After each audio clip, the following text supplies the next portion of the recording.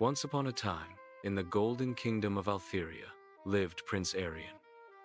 He loved exploring the mysterious Silver Lake. One evening, he saw glowing white swans dancing on the water.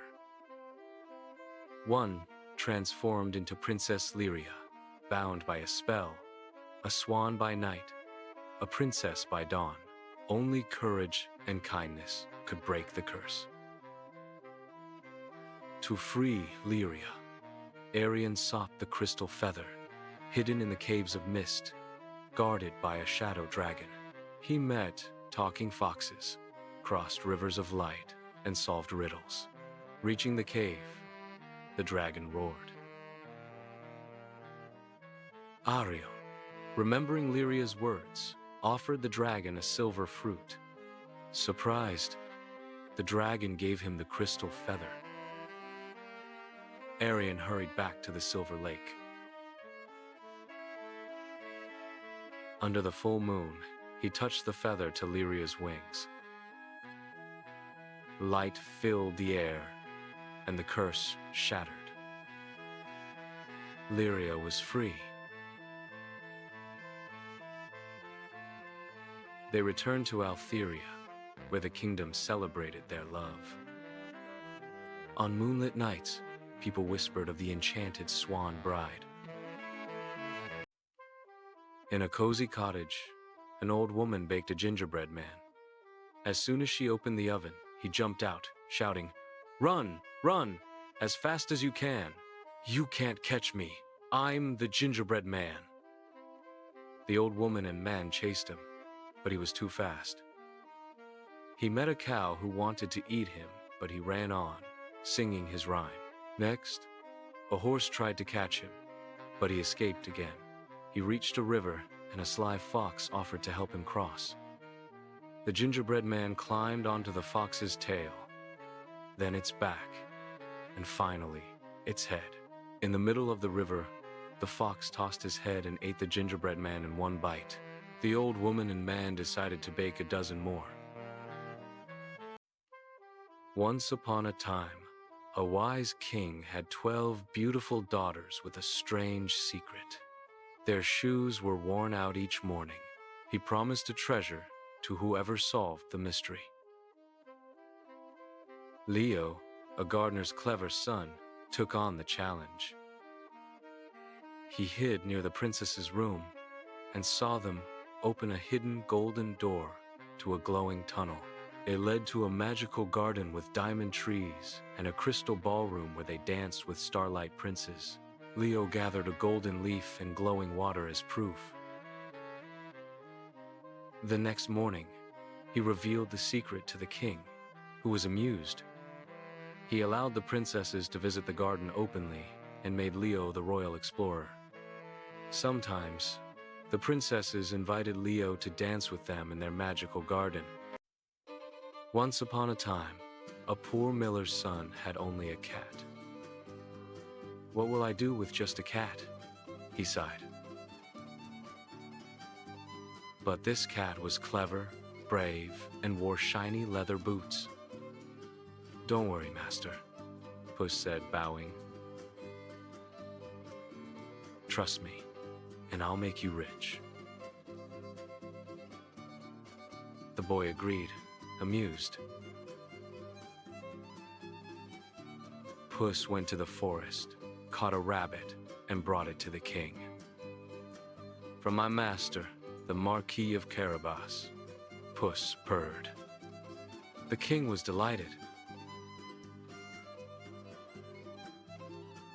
One day, Puss took his master to the river. "Help, my master, the Marquis of Carabas, is drowning," he cried. The king's carriage rushed to help, giving the boy royal clothes. The princess blushed, seeing the nobleman. Puss then went to an ogre's castle. The ogre boasted, "I can turn into any animal," and became a lion. "Can you become a mouse?" Puss asked. The ogre turned into a mouse and Puss caught him. When the king arrived, Puss announced, "Welcome to my master's castle." The boy married the princess, and Puss in Boots became the most noble cat. They lived happily ever after.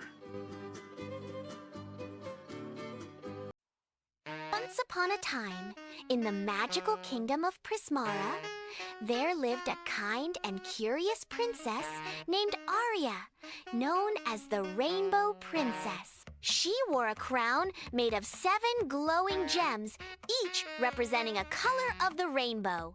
Every morning, Princess Aria would wave her wand in the sky and paint the world with vibrant colors: red roses, orange butterflies, yellow sunbeams, green forests, blue rivers, indigo clouds, and violet lilacs. One day, a dark fog rolled into Prismara, and with it came the wicked shadow sorcerer who stole the colors of the kingdom, turning everything gray and gloomy. Without colors, the flowers wilted, the birds stopped singing, and even the people lost their laughter. Aria's rainbow crown dimmed, and the kingdom cried. Determined to bring back the colors, Princess Aria set out on a journey, riding her silver-winged unicorn named Lumi through the fading lands. She visited the Cavern of Crystals and solved the riddle of red, returning the first spark of color to her crown and to the roses of the land. In the Whispering Woods, she danced with glowing fireflies, who gave her the lost orange light hidden in their wings. At the Golden Hill, she sang a lullaby to the sleeping sun, and it rose, gifting her the yellow warmth it had been guarding. Next, in the Emerald Lake, she bravely swam with the gentle water dragons, who returned the green hues hidden beneath their shimmering scales. Once up in the Sky Palace, she flew through the sapphire wind, and the blue returned to the rivers and skies. In the Twilight Peaks, she faced the indigo storm and calmed it with her kindness, earning the 6th color back. Finally, in the Valley of Dreams, she met a lonely violet butterfly, the last color hidden in a dream. She gently kissed it, and the final hue returned to her crown. With all 7 colors restored, Aria flew back to Prismara, and as she waved her wand, the rainbow arched across the kingdom once more. Joy returned, the people cheered, and the flowers bloomed again. The evil sorcerer vanished with the fog, defeated by Aria's courage and kindness. From that day on, Princess Aria became the guardian of the rainbow, reminding everyone that light and love will always bring color back to the world. Once upon a time, in a quiet little village, there lived a sweet young girl everyone called Little Red Riding Hood. She always wore a bright red cloak with a hood, lovingly sewn by her grandmother. One sunny morning, her mother said, "Grandma isn't feeling well today.